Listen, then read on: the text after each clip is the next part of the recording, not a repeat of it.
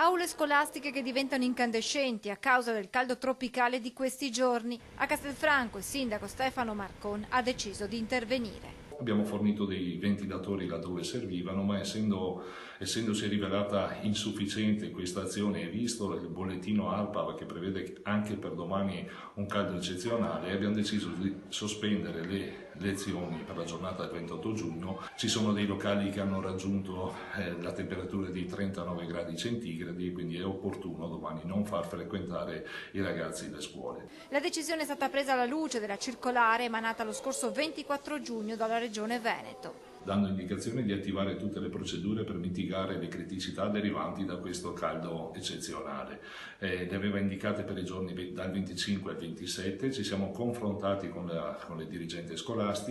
Il primo cittadino questa mattina ha firmato l'ordinanza di chiusura delle scuole dell'infanzia per domani.